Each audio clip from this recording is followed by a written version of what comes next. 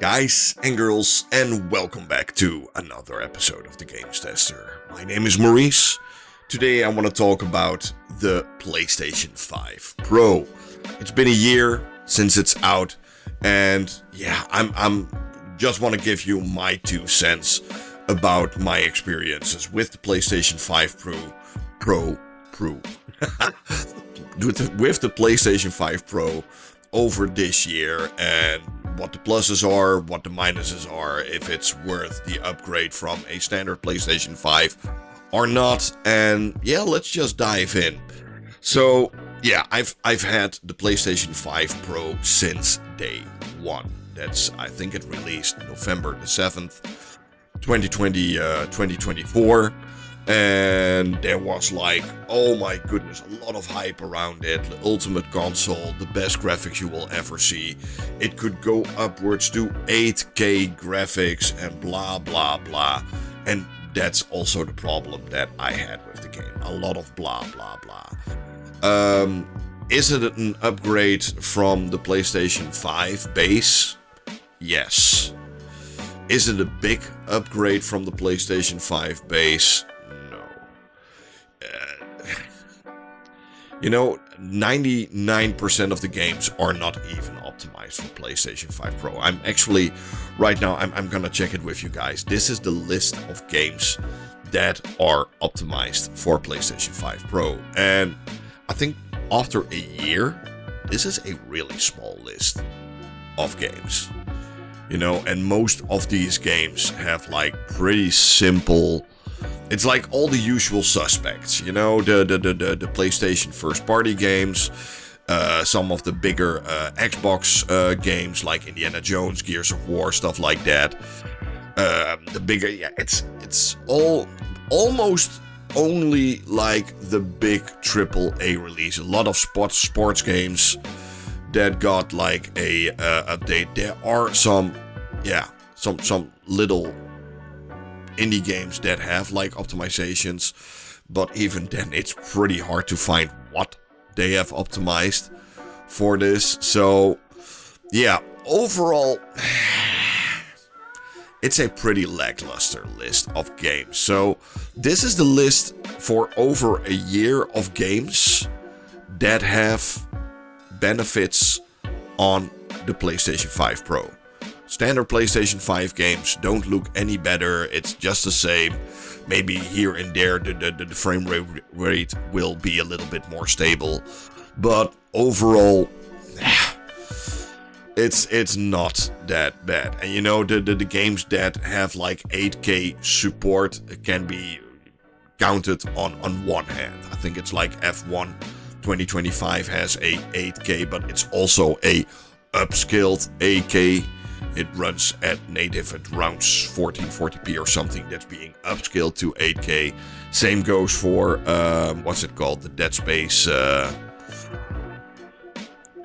Guys, Callisto Protocol has a 8K mode, but that one is being pulled from like 1080p, I think, to 8K. So yeah, it's not really an 8K machine. They should have never advertised the PlayStation 5 Pro as a 8K machine. Do 4K great, forget about 8K this generation. What probably even the next generation. It's not important to do 8K, definitely not. So yeah, lackluster list of games that are optimized. I do say a handful of games are noticeably better on a PlayStation 5 Pro. There are a few games I can only play on a PlayStation 5 Pro because they actually are played better. One of them is probably Final Fantasy VII Rebirth. That game, it should be exclusive for PlayStation 5 Pro, in my opinion. That game is such a big update from the base version. I think the base version runs at below 1080p. That's being upscaled to oblivion, where the PlayStation 5 Pro version still uses some upscaling, but not that much. So yeah, that's one of the games I can highly recommend playing on the on the PlayStation 5 Pro. But yeah, that's about it, I think. For instance, Gears of War Reloaded, it's a remaster of a remaster, and it still isn't running at 4K 60 FPS, not even on the PlayStation 5 Pro. Come on. It's a fine update, but it's not what I want to say about it. Back then we had PlayStation 4. PlayStation 4 also got a refreshed model in the PlayStation 4 Pro. PlayStation 4 Pro had a USP, a unique selling point. It could do 4K. The PlayStation 5 Pro doesn't have a unique selling point. The standard PlayStation 5 can do 4K. The PlayStation 5 Pro can do 4K. And there's not a USP to really get people into the PlayStation 5 Pro, in my opinion. So if you already own a PlayStation 5 and you want to make the step to a PlayStation 5 Pro, I personally, I wouldn't do it.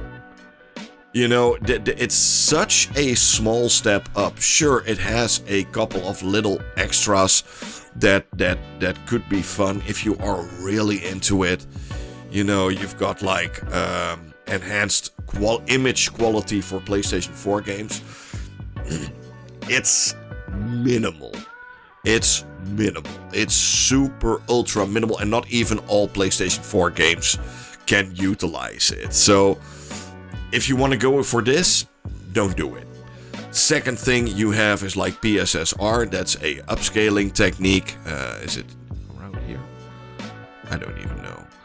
And PSSR is still in its infancy. PSSR is a upscale technique specially made for PlayStation 5. Games that are optimized for PlayStation 5 Pro can use this upscaling technique called PSSR. And yeah, it still has frame drops. It's not quite there yet. It does look good, I must say that. It's definitely better. I think personally it's better than FSR. That's my personal opinion. I heard some people say, oh, FSR upscaling technique is better. Sure, if that's what you think. I think PSSR looks better, but it's not working quite. It's not there yet. So, all in all, can I recommend a PlayStation 5 Pro? I can only recommend it to two kinds of people. People that are extremely hyped for new hardware. That are like, oh, there's new hardware, I need new hardware, so I'm gonna buy new hardware. Or people that haven't had the possibility to buy a PlayStation 5. If you haven't bought a PlayStation 5, I would say pay 200 euros extra or dollars extra and get yourself a nice PlayStation 5 Pro. You will thank me later. So if you're going from a PlayStation 4 Pro to the PlayStation 5 Pro, hey, that makes sense. If you already own a base PlayStation 5 or PlayStation 5 Slim and you want to run to the store and get yourself a PlayStation 5 Pro because it's better, no, I wouldn't do it. There's no. It's so minimal. The games that are optimized for this are so extremely minimal, and I was expecting more of the PlayStation 5 Pro after a year. Way more. And I think even PlayStation expected more from the PlayStation 5 Pro. It's not like they are constantly pushing people to get a PlayStation 5 Pro or anything like that. And you can see that back in the amount of games that are being optimized for the PlayStation 5 Pro. I wish it was like 10 times better or something. But yeah, the difference between a PlayStation 4 and PlayStation 4 Pro were night and day. And PlayStation 5 and PlayStation 5 Pro is an hour difference. I think that's the best way to describe it. Night and day hour difference. You know, it's so minimal. And sure, I get some people, oh, Maurice, you have no idea what you're talking about. Some game.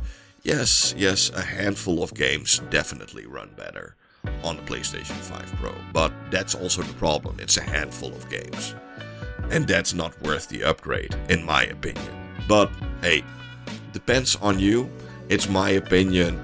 You know, if you think the PlayStation 5 Pro is the next big thing since sliced bread or something, hey, good for you. Then they've made this console for you. For me, a normal gamer that just wants to enjoy the games, hey, PlayStation 5, perfectly fine. Stay with the PlayStation 5 and it's not worth the upgrade. That's all I want to say. Thank you for watching. Hope you had fun. Hope to see you guys soon in another one. Bye.